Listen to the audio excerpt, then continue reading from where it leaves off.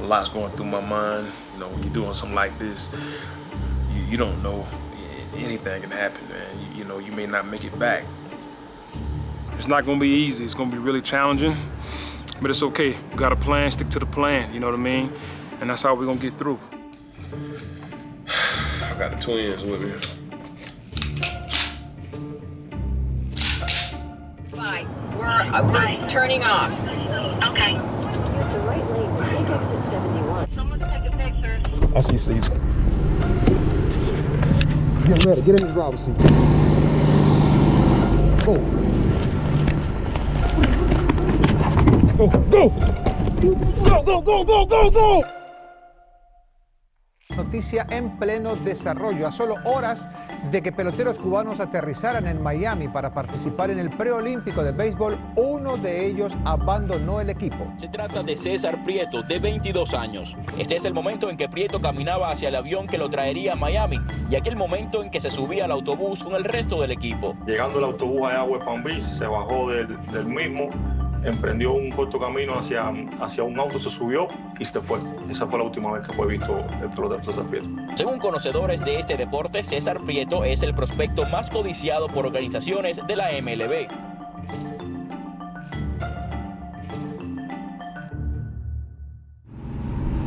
My life has not been mundane, that's for sure. From flying to being a restaurateur to being a cookbook author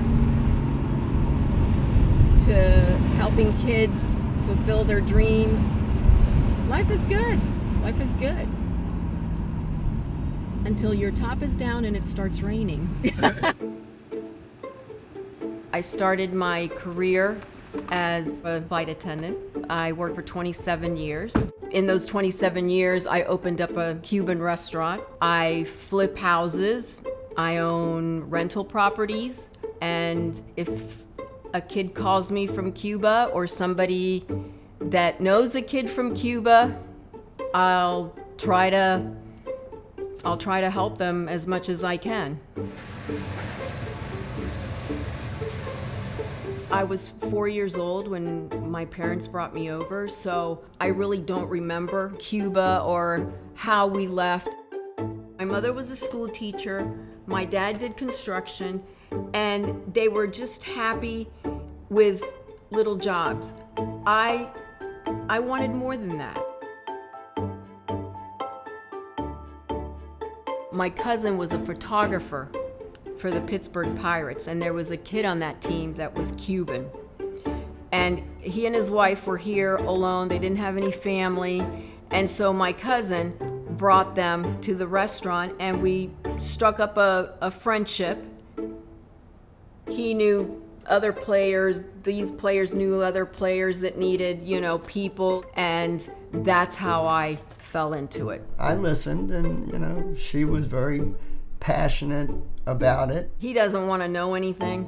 He just call me and I'll have the lawyers there. He's like, I don't want to know nothing. She, just bit into this apple and didn't want to let go. If you can get out legally, or if you can ask to be released from a team and do it that way, that's a long process, that's fine. But the desperation sets in. They have nothing there. They're super athletes and they make the equivalent of $40 a month. And what do you do with $40 a month? People took to the streets protesting food shortages and high prices as the country suffers through a crippling economic crisis, exacerbated by the pandemic. It's a very dirty business and it's a scary business.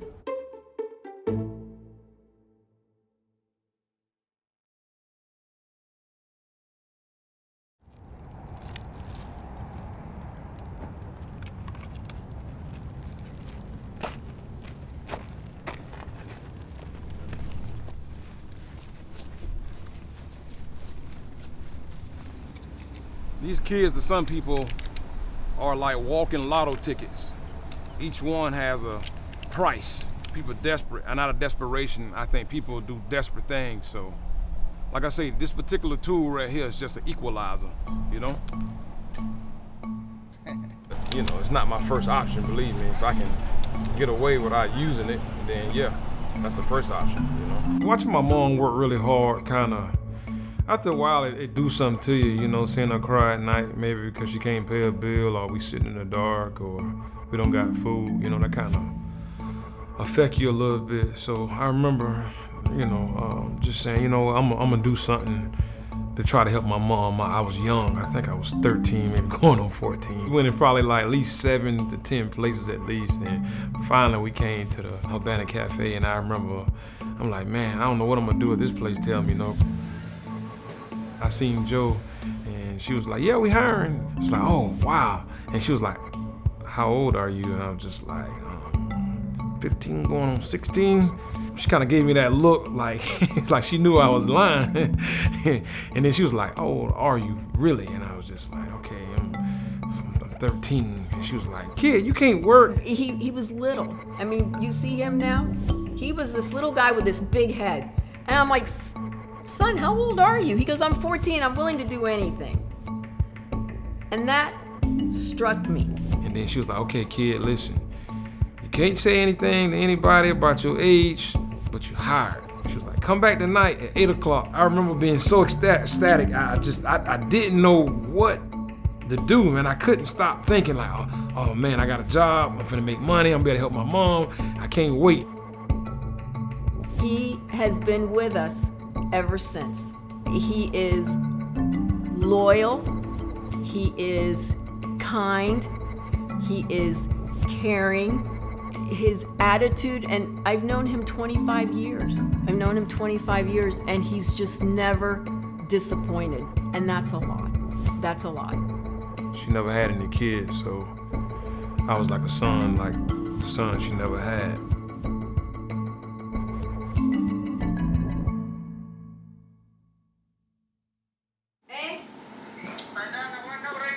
Billy está aquí conmigo.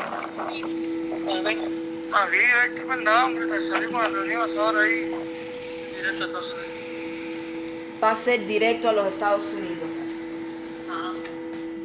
I remember the first time she kind of brought it to my attention. She was like, hey, come into the restaurant. I need to talk to you about something. And she was like, hey, listen, I need you to help me get this kid out of Cuba. So I was like, that's not gonna happen, man. It's not just like that. You know what I mean? You just can't go down there and get somebody. And I was like, what you want me to do? Get a helicopter and throw down a ladder and try to get the boy? And she was like, yeah, maybe, you know. So her approach with the whole thing was jokingly. I didn't really take it serious, you know, when she first brought it up. And that was like, I thought almost a year and a half to date till I said actually yes. So, you know, she kept the conversation going, you know, about all these crazy ideas, but I wasn't really too thrilled about it, because to do something like that, man, you gotta be a little crazy, you know? I mean, I didn't know what I was getting myself into. I had no idea.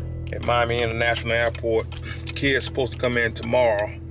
So we're trying to plan. We're gonna take him at the airport, which I think is almost somewhat feasible. The thing that's kind of worrying me right now is traffic. Door 7, you see the number 7 right there? That's where you're supposed to be coming out. This type of thing here, you have to be very fluid. Don't get so stuck on your plan. Don't get so stuck on, it has to be this way, because anything can change at any second.